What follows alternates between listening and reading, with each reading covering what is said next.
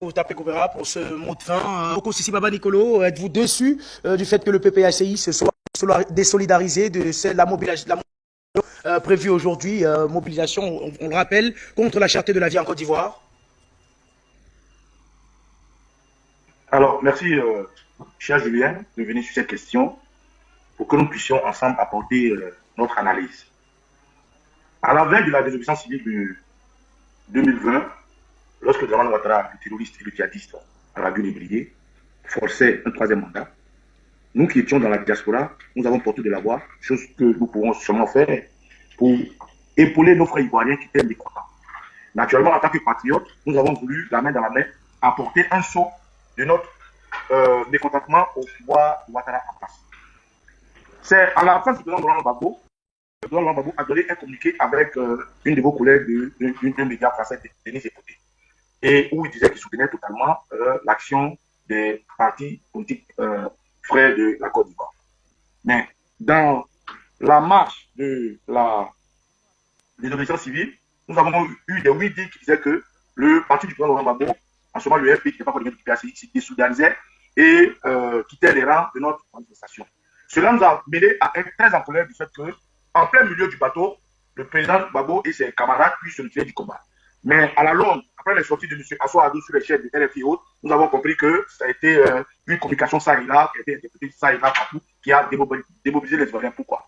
Je l'explique pour revenir à ce qui se passe aujourd'hui. Qu'est-ce qui se passe aujourd'hui? Aujourd'hui, il y a une société civile qui s'élève pour demander un certain nombre de choses, c'est-à-dire au devant la cherté de la vie.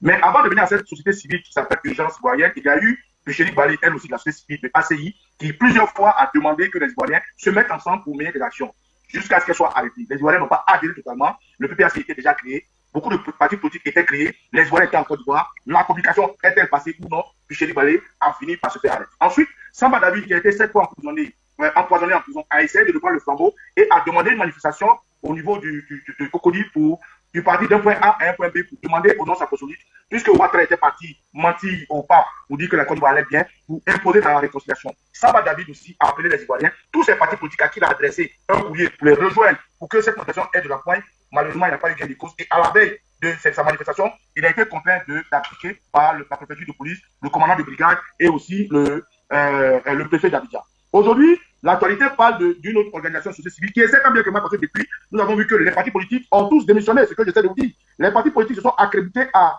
asseoir leurs différentes sections sur tout le temps du territoire, mais ils ne tiennent pas compte un peu de ce que les Ivoiriens vivent au jour le jour. Et tout à l'heure, sur Afrique peut-être si je regrettais le fait que des partis politiques comme le PPACI et le RDA se mettent ensemble pour soutenir un candidat du RDR à l'élection législative pour un président comme Madame Bitourou. Donc, autant de griefs pour avoir contre les partis politiques. Mais ce problème ici de l'urgence panafricaine, nous avons entendu dans les couloirs, et je l'explique, que Dramane Ouattara et ses ouailles auraient convoqué un cadre du PPACI qui s'appelle M. Dosso Rodin. Et que le directeur de police, M. Youssou Kouyaté, l'aurait convoqué sous prétexte qu'il serait le porte-flambeau de la manifestation de la place de la société civile. Et bien, c'est cela que le secrétaire général du PPACI, M. Bamana Picasse, est venu mettre en exemple pour dire, écoutez, nous n'avons pas de problème avec la manifestation de la société civile qui sont des Ivoiriens, mais on nous a rapporté et on a vu l'activisme d'un de nos cadres auprès de la société civile, chose que nous n'avons pas organisée. Alors, nous décidons de le démettre de ses fonctions, de le sanctionner, en gros, de ses fonctions et dire aux Ivoiriens de rester sereins, mais néanmoins, cette structure n'a pas été organisée par nous. Alors, il faut comprendre cela comment? Est-ce une trahison du PPACI? Est-ce un bon timing? Est-ce nécessaire? Il faut le comprendre sous plusieurs formes. Alors, quand en Côte d'Ivoire, dans les rues, que la Côte d'Ivoire est susceptible d'être attaquée, quand on apprend dans les rues que Soro Guillaume a déstabilisé la Côte d'Ivoire avec Laurent Gbagbo, ça se dit en Côte d'Ivoire, pour ceux qui savent, ça se dit en Côte d'Ivoire que le président Laurent Gbagbo et Soro Guillaume seraient en train de fomenter un coup pour déstabiliser le régime.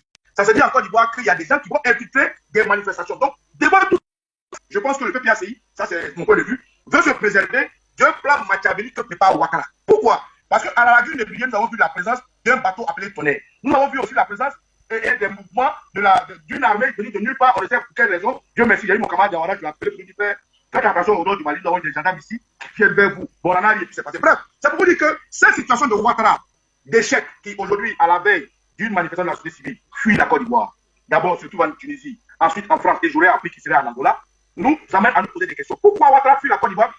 Les Ivoiriens veulent marcher pour la société civile, ça c'est un. Deuxièmement, Pourquoi est-ce que Ouattara met le retour du président, du ministre Charles Bégoudé le 26 novembre, alors qu'il y a une manifestation le 25? Parce que cette manifestation du 25 a été programmée bien avant que Ouattara ne donne le timing du retour du ministre Charles Bégoudé. Donc, dans cette ambiance, le peuple voudrait-il se préserver, mais se préserver de quoi? Cette société civile, ce qu'elle réclame, n'est-elle pas logique? N'est-elle pas normale?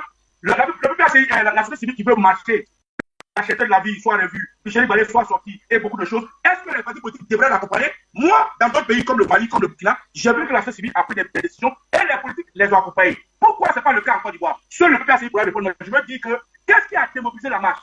Est-ce que c'est la conférence de presse du PPACI? Ça veut dire que les Ivoiriens ont un sérieux problème. Ils ont un sérieux problème entre le patriotisme et le partisanat. Ils ont un sérieux problème entre le patriotisme et être partisan. Être partisan d'un parti politique pourrait à être aliéné à ce point que on te présente un problème que tu vis au jour le jour et que tu décides de t'aligner à une décision de ton parti. À ce moment, les Ivoiriens ont le problème. À ce moment, les Ivoiriens ne sont pas prêts. Parce que pour moi, le parti politique vient après la nation. Le parti politique, comme l'a dit Kaka Koubera, ne promet pas un dixième de la population ivoirienne. Donc, si ce qui est présenté est un problème clair, les Ivoiriens devraient individuellement décider de dire non à Ouattara, puisque nous souffrons du même mal. Et mieux, est-ce que la communication est passée? Voilà où je trouve le problème. Est-ce que la communication pour dire que ce jour est une journée de marque est passée? Parce que dans Côte d'Ivoire, tout le monde a fait Internet, ce combat se met la plupart sur les réseaux via nous. Est-ce qu'en Côte d'Ivoire, le message du PPACI disant qu'ils n'étaient pas associés à ce qui s'est passé ou ils s'étaient solidarisés est passé? Est-ce que le message qui est sur Internet est rentré dans les amours, dans les campagnes, dans les villages? Voilà les questions qu'on se pose. Mais pour moi, le timing du PPACI, si c'est ce timing et la sortie du PPACI qui a contraint la marche à être morose, alors je dirais que les Ivoiriens ont sur le problème. Ils ne sont pas encore prêts à chasser Ouattara. Ils préfèrent être des schizophrènes, ils préfèrent souffrir. Pendant que nous, en Europe, on donne de la voix, on est sur les médias avec Afrique Média, on essaie toujours de leur vie de s'élever, mais en face, nous avons vu quand même qu'il faut féliciter les organisateurs. Parce que, pour finir, depuis Chérif Balé, c'était la première fois où Ouattara a sorti des armes de guerre. Parce que jusqu'à la veille, malgré les interpellations de la police, malgré les interpellations de la préfecture de police, malgré l'épée de Damoclès qui passe la tête de M. Djei, à qui je dis bravo, et ses camarades, ils ont tenu, ils ont voulu manifester. Donc, cette manifestation n'a pas été abortée, elle a été empêchée. Empêchée par qui? Par Ouattara qui est hors de la Côte d'Ivoire et qui a peur. Donc, je tiens à dire bravo aux organisateurs, bravo aux Ivoiriens qui ont voulu vraiment manifester, bravo à ceux qui sont sur le point 8 et pour leur dire, c'est une victoire pour nous. Si aujourd'hui Ouattara a monté ses griffes à ce niveau, c'est une victoire pour nous. Mais ceux qui pensent que, parce que le PPACI a dit ceci, il ne peut pas manifester en ce moment sur le problème, je pense que le patriotisme devrait primer au-dessus de nos partisans, au-dessus de nos partis politiques. Je pense que ce parti politique aussi n'a pas eu de bon timing pour communiquer parce que nous sommes dans un pays inculte. Quand on dit le président Gbagbo a ne pas, les gens ont compris. Alors que est-ce que c'est ce qui a été dit? Est-ce que la communication est partie? Voilà autant de choses que je pourrais dire concernant cette manifestation, mais il faut déjà dire bravo aux initiateurs qui ont tenu, et je vous dis qu'ils n'ont pas encore fermé la porte. Ils disent que la manifestation commence le 25, quel que soit le temps, quelle que soit l'ouverture, nous allons manifester. Et naturellement, pour finir, bravo à Afrique Média, bravo à Isaac Sophie qui a vraiment fait le travail, bravo à Gbagbo Kone, bravo à papa, le grand frère Tapé Goubera, et aussi naturellement bravo à mon frère Issa Diawara qui est de tout le temps avec nous. Et voilà, pour moi, cette manifestation, soit les Ivoiriens ne sont pas encore prêts, soit Ouattara a sorti tout son national, parce que la Côte d'Ivoire a poussé le bouton là où il fallait, et bravo. On va sortir rapidement avec vous.